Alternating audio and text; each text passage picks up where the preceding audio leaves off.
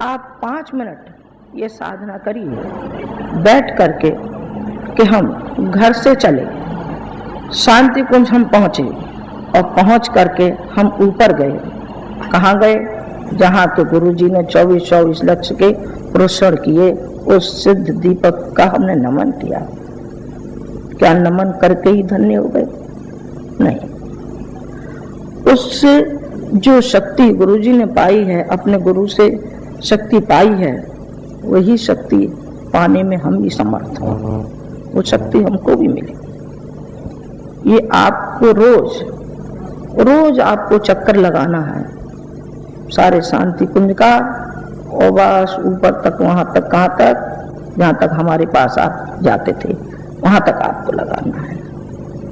क्यों साथ ऐसा क्यों आप कह रहे हैं? इसलिए कह रहे हैं कि आपको वो लक्ष्य याद बना रहेगा, वो उद्देश्य याद बना रहेगा, जिसके लिए हम आपको समय समय पर झकझोरते रहते हैं, समय समय पर हम आवाज उठाते रहते हैं और आपके द्वारा हम कुछ कराना चाहते हैं, आपको कुछ ऊंचा उठाना चाहते हैं। भावनाएं न मालूम कहां सो गई, सिद्धांत जाने कहां चले गए।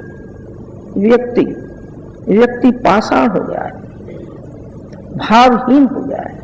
भावनाएं हैं कहीं? भावनाएं नहीं। भगवान के प्रति भगवान की उपासना तो करते हैं, लेकिन वहां भी हमारा स्वार्थ चलता है, मिलावट चलती है। ऐसे हर चीज में मिलावट है, भगवान की भक्ति में भी मिलावट है। वहां भी हमारा स्वार्थ टकराता है, वहां भी हम अपने स्वार्थ के लिए ये करते हैं भगवान हमको बेटा दे दो, बेटी दे दो, जो कुछ भी हो वो दे दो। क्या आप भी कुछ देंगे क्या? नहीं। हम क्या दे सकते हैं? हमारे पास क्या है? हम तो केवल हैं तो भिखारी हैं। नहीं बेटे, ये भिखारी शब्द मनुष्यों के लिए शोभा नहीं देता। भिखारी शब्द शोभा नहीं देता है। संतपन तो शोभा देता है, जिसके कि आप अनुयायी हैं। संत और ऋषिपन तो आप लोगों के लिए शोभा देता है, भिखारीपन शोभा नहीं देता है। कि अमुक चाहिए, तमुक चाहिए। अरे चाहिए क्या? भगवान ने जब हमको इतना बड़ा शरीर दे दिया है, जो करोड़ों रुपए की संपत्ति नौछावर करके फेंकी जा सकती है, तो हमको क्या चाहिए? कुछ नहीं चाहिए। भगवान हमको चाहिए तो एक चीज चाहिए, वो चाहिए करुणा, वो चाहिए हमको दया और करुणा और प्यार चाहिए। इस प्यार के सहारे हम सारे संसार को बदलने का हौसला रखते हैं। इस करुणा के सहारे, वो करुणा न मालूम कहाँ चली गई है। इंसान के अंदर से करुणा बिल्कुल समाप्त हो गई है।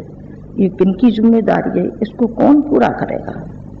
कि आपके साथ हम हैं, हम पूरा करेंगे और आप पूरा करेंगे। आप करेंगे।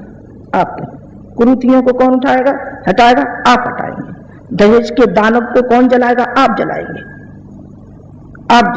यदि आपके अंदर करुणा है तो आप शपथ लेंगे कि हम कभी भी दहेज नहीं लेंगे। जब तक हम सिद्धांतवादी नहीं बनेंगे, तब तक ये पनपता ही रहेगा। वो तो बेचारे को उल्टा सीधा काम करना ही पड़ेगा, क्योंकि उसको तो चार बैठी है, उसका हाथ पीले करने हैं। कोई जहर खा के मरती है, कोई फांसी लगा के मरती है, किसी को मारा जाता है। कौन? और हम सो रहे हैं, जिनको हम ये कहते हैं कि बुद्धिजीवी वर्ग।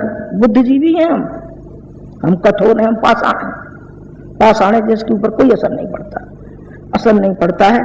ये आपके ऊपर असर पड़ना चाहिए। भगवान के लिए यदि हम समर्पित हैं, तो हमें समर्पित जीवन जीना चाहिए।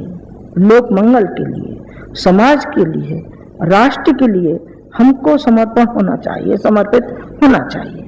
यदि हम समर्पित हैं तो हमारा धन्य हमारा जीवन है। नहीं तो बेटे धिक्कार नहीं होगे कि मनुष्य योनि हमको मिली और फिर भी बर्बाद करते हुए चले गए। किसके लिए? मुट्ठी भर व्यक्तियों के लिए, जिसमें हमारा बच्चा, बीवी, माँ, बहन, भाई, जो अपना कुटुंब जिसको कहते, बस इसी के लिए जन्म लिया था क्या?